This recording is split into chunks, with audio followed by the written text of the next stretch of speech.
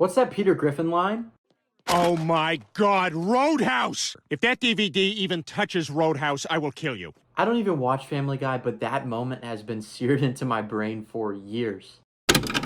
Today we are talking about Roadhouse, the 2024 reimagining of the 1989 cult classic starring Patrick Swayze. Before we get too deep into this video, I want to apologize for the dip in quality.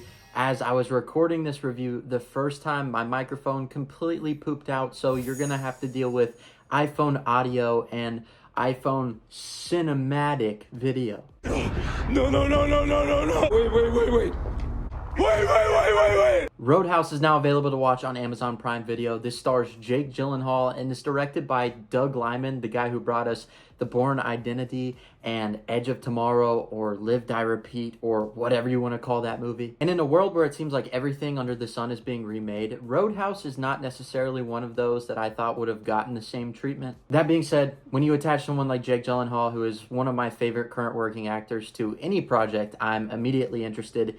And that is no different with this movie. And while I was skeptical about this movie going in, like I'm sure a lot of you were, coming out, I've got to say, I had a very good time with this movie. Now, I wouldn't necessarily say that the original Roadhouse is what you call a good movie. In fact, I think it's achieved a lot of its cult status because it is so bad that it's good. But there's no doubt that it is a ton of fun and it's very stylistic and super in line with what that era represented. And I think what works about it so much is that it doesn't take itself seriously. Take this line, for example.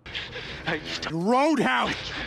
There's no way you can make that and expect it to come off serious. And so the thing that worried me the most about this remake is that it was going to take the overly self-serious route and change a bunch of things to the formula to make it more dramatic and make it have higher stakes and all around make it mean more. And in the process, lose a lot of the fun and the campy nature that makes up what Roadhouse is. But luckily, this movie is not trying to do that at all. It doesn't try to reinvent the wheel. And while it does things to incorporate a new and a fresh tone, it still keeps that same essence of the original. It very much honors what it came from. There's a ton of dialogue and set pieces throughout that dive headfirst into the cheesiness, and I appreciated that. That's what made this movie fun to experience and to watch, because it was that definitive turn your brain off popcorn action flick that you can cut on at any time and sort of feel this sense of escapism and just have fun with it all. It's very quippy, and there are one-liners galore across the entire runtime. And it incorporates plenty of action and hand-to-hand combat sequences that are balls to the wall, insane, over the top, never takes itself seriously, and just begs for you to be entertained. And in fact, I'd say this one's a little more brutal and violent and in your face than even the original was. And the big standout performance here, which is no surprise to anybody at all, is Jake Gyllenhaal. I love the fact that he didn't phone in this performance whatsoever. He took this material and he ran with it, and you can tell that he's having the time of his life. I just slapped you. Are you all right? What?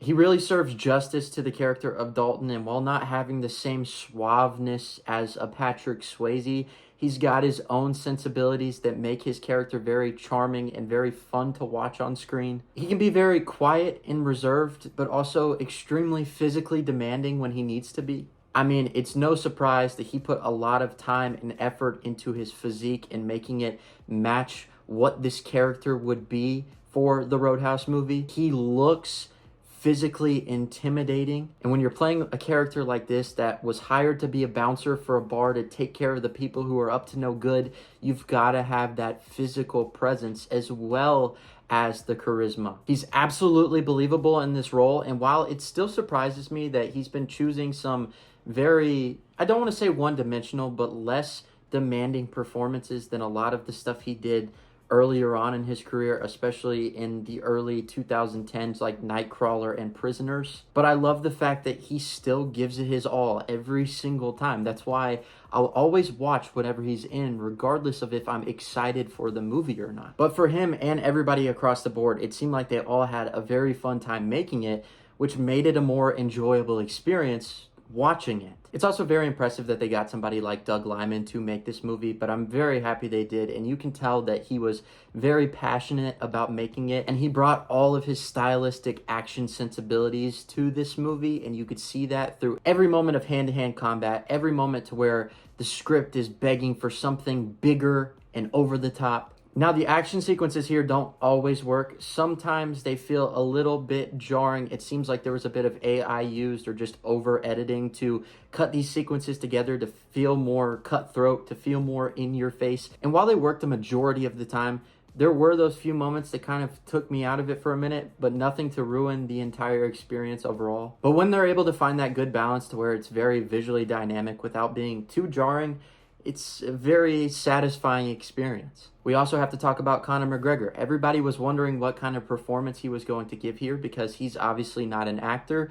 He's an MMA fighting legend. What kind of performance was he going to give here? Was it going to be too over the top? Were we going to be able to believe him in this role? For the most part, I would say his character is very much in line with the tone of this movie, and his performance backs that up. He's extremely over the top, very intimidating, and really just, it's crazy to see him on screen and do some of the things he does. You can tell he was having a lot of fun with it too. But I would say I don't necessarily know if his character was needed in the movie. I hate to break it to all the diehard Conor McGregor fans out there, but he really doesn't serve an impact to the story until closer to the third act. He's more or less used as the big bad, the final boss that Jake Gyllenhaal's character has to take down. But there's so much going on prior to his character's involvement that it didn't necessarily feel needed. He almost felt a bit shoehorned in. His character was one of the few things about this movie where you could tell that they were trying to be so different that they sort of just lost a bit of control, lost a bit of the vision for the project as a whole. I would also say that one thing that didn't necessarily work for me is the romance that they inject here. It's not that it's bad, it just felt unneeded, and it took away from the stuff that I actually did care about and was invested in. They never flesh out the romance enough for me to really care about it on a deeper level. And for as much as I really enjoyed the 2/3 of this movie, when it gets into that last act, it takes a turn and almost morphs into a Michael Bay-esque movie. Boat chase sequences and big explosions. While it was enjoyable enough and added to the mindless experience of it all, it started to feel a bit like visual noise on the screen. I just feel like the story itself, how it was, is fun enough in nature that they didn't need all of the stuff that comes in that third act for this to still be enjoyable. It actually sort of did the opposite. It kind of lost steam for me. But for the most part, I did enjoy my time with this movie. It's a lot better than I thought it was going to be. And in terms of remakes, I feel like Roadhouse is a good type of movie to remake because while it's a cult classic, like I said, it's not necessarily a good movie. And there are plenty of things that could have been improved upon, which I think they do here. Now, there are a lot of things here where they sacrifice a lot of that coolness that the original had for more modern sequences and things that serve a current audience. But it wasn't disgraceful. It wasn't trying to tarnish the legacy of the original in any way. And I don't believe that this movie is going to have nearly the legacy that the original had, but for what it is, it's a very enjoyable time. Now, obviously, there was a lot of controversy surrounding this movie, especially with the director who boycotted the film's premiere